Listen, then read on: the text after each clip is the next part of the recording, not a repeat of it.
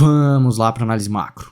Bom, hoje os holofotes do mercado como um todo vão ficar totalmente voltados às confirmações de dados internos aqui no Brasil e também dados externos, além de um veto que o Lula fez contra um dos dispositivos da LDO, que é a Lei de Diretrizes Orçamentárias, que eu vou explicar em seguida, que está gerando a tão temida briga entre os poderes, que sempre vai e vem. Nós teremos também o dado mais importante do dia globalmente falando, como a ata do Fed, que é a ata da decisão de política monetária do Banco Central Americano, e também tivemos um acontecimento na Apple ontem que fez com que a ação derretesse aí quase 4%, né? Mas já começando pelo cenário interno, nós teremos hoje a divulgação dos investimentos diretos de estrangeiros aqui no Brasil.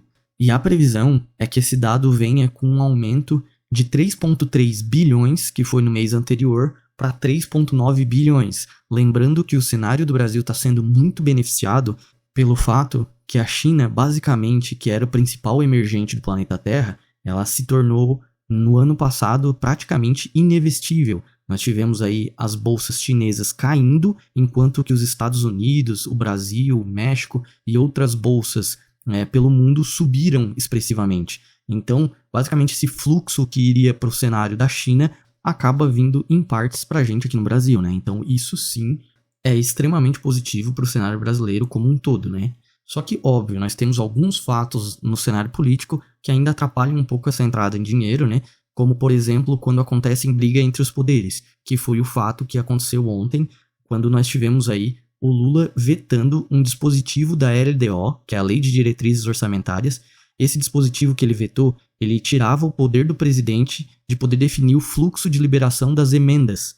E a gente sabe que ninguém lá é bobo, né? Então, as emendas, elas são a moeda de troca mais usada lá no meio político, e isso tirava o poder do presidente e automaticamente ele foi lá e vetou. Só que o relator da LDO já sinalizou que vai ter troco. Então é aquela briga política que eu acabei comentando, né? Essa briga entre os poderes, ela é extremamente ruim para o cenário como um todo do Brasil, porque prejudica todas as pautas e aprovações e reformas que estejam rolando para serem aprovadas, né? E nós temos que lembrar que esse é um ano mais curto no cenário político, porque a partir de junho ali nós teremos as eleições para prefeito, e aí o cenário da política como um todo acaba parando e fica totalmente voltado às eleições para prefeito. E no cenário global, que pode afetar o nosso mercado aqui no Brasil, nós teremos hoje a divulgação lá nos Estados Unidos da ata do Fed, que é a ata da decisão de política monetária do Banco Central Americano. E o mercado do mundo inteiro vai ficar de olho na divulgação da ata para poder confirmar se o tom do que está escrito na ata é o mesmo tom dovish, que a gente chama, né, quando temos mais falas mais amenas sobre as taxas de juros, ou seja, mais pró-cortes de juros. Em tese, é isso que é lido nesse momento quando se fala dovish. E a gente lembra que as falas do Jerome Powell, que é o presidente do Banco Central Americano, foram extremamente dovish. Então, é por isso que o mercado vai ficar de olho na ata para ler se isso está se confirmando nela, né? E, além de tudo, lá nos Estados Unidos hoje também sai aí o relatório de empregos de Oates, que é a parte de emprego americano, que é o que o Fed, basicamente, vai mais olhar para ver se a política monetária está fazendo o efeito que ele precisa para ele poder cortar os juros o quanto antes. Lembrando que o quanto antes os Estados Unidos cortarem juros, para a gente aqui no Brasil, tende a ser benéfico também, porque sobra mais liquidez no mundo com juros menores, né? E um fato relevante que aconteceu nos Estados Unidos, mas que refletiu ontem já, foi o fato que as ações da Apple tiveram as recomendações rebaixadas pelo Barclays.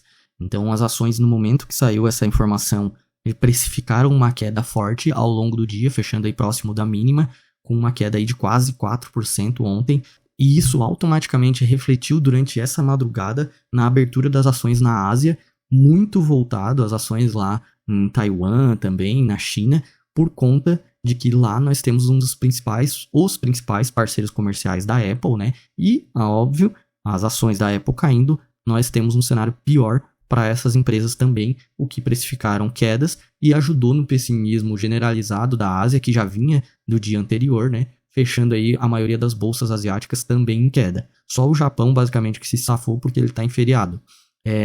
O minério de ferro ainda permanece subindo, hoje subiu mais quase 3% novamente, lembrando que ele já passou aí dos 1.000 yuans.